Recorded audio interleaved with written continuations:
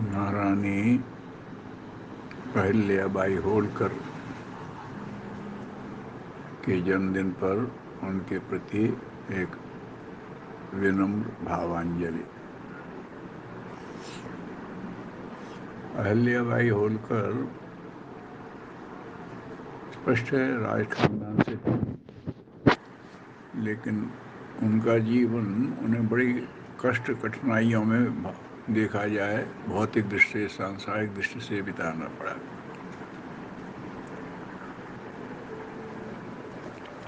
ये होलकर परिवार का शासन कई क्षेत्रों में रहा है मराठा राज्य में। उसमें मराठा वीर थे मल्हारराव होलकर, बड़े प्रसिद्ध हुए हैं। उनके पुत्र थे खांडेराव जी, ये उनकी पत्नी थी। अहमदाबाद के चौड़ी गांव में उनका जन्म हुआ था 1725 में, और 95 तक लगभग 70 साल उनका जीवन जिया। विवाह उनका 10-12 वर्ष की आयु में ही हो गया था, और उनके पति खंडेराव जी बड़े चंचल और उग्र स्वभाव के थे, लेकिन बड़ी शांति से उनके स्वभाव को हमेशा सहा, कभी कोई शिकायत नहीं की। और वो 19 वर्ष की थी तब खांडेराव जी चल बसे। और यही नहीं, फिर धीरे उन्हें ठीक है लाचारी आ गई थी, उन्हें राज्य संभाला। जब वो 42 वर्ष के तो उनके पुत्र मालेराव चले गए। उनके दामाद, उनका बच्चा नहीं रहा, दामाद नहीं रहे, बेटी सती हो गई। तो ऐसे उन्हें पारिवारिक दृष्टि जिनसे उन्होंने उम्मीद की थी कि ये सहारा देंगे, वो एकदम विपरीत ही रहे।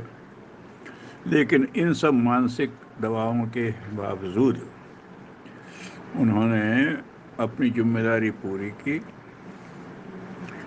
दिखावे से दूर साध्वी वेश में हमेशा रहीं, बहुत न्यायप्रिय थी। उनके समकालीन पूना के राम शास्त्री, जो बड़े विद्वान और सच्चे ब्राह्मण थे, उनकी सादगी की कहानी गुरुदेव भी बताते थे। झांसी की लक्ष्मीबाई उन्हीं के समय में भी हुई थी। ये सब था, लेकिन जब उन पर जिम्मेदारी आई तो धीरे धीरे उन्होंने कार्य को संभाला, और उनके समय में प्रजा में धीरे धीरे उन्होंने वो वातावरण ला दी कि एक आदर्श राज्य में जैसा होना चाहिए। उनके राज्य में कोई घर रहित नहीं था, गरीब हो अमीर हो, वहाँ अंत तक उनकी व्यवस्था थी। और बहुत न्यायप्रिय थी, कैसी भी कठिन स्थिति हो उन्होंने न्याय का साथ कभी नहीं छोड़ा, बड़ी दबंगी से अपना काम किया। और अपने राज्य में तो व्यवस्था उन्होंने बनाई ही, मार्गों का नवीनीकरण करवाया, नए मार्ग बनवाए, कुएं बावड़ी ये सब। लेकिन ये काम उनका अपने राज्य तक ही सीमित नहीं रहा। उन्होंने देश का भ्रमण किया तीर्थ यात्रा के नाम पर, और उन्हें तीर्थों में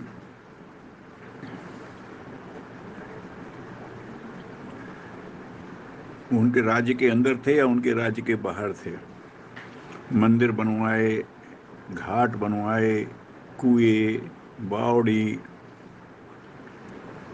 मार्ग तो बनवाए ही थे। अन्न क्षेत्र चालू किया भूखों के लिए, प्यासों के लिए प्याऊएं लगवाई। और एक बड़ी समझदारी का काम उन्होंने किया कि मंदिरों में बहुत संपत्ति थी, बड़ा प्रभाव था, लेकिन बस वैसे ही सामान्य पुजारी रहते थे, तो उन्होंने वहाँ विद्वानों की नियुक्ति की। मंदिरों में विद्वान वहाँ रहें, वो प्रवचन दें, अध्ययन करें, उनके चिंतन का लाभ जनता को मिले, धर्म तंत्र सही दिशा में जाए। इसके लिए भी उन्होंने प्रयास किया।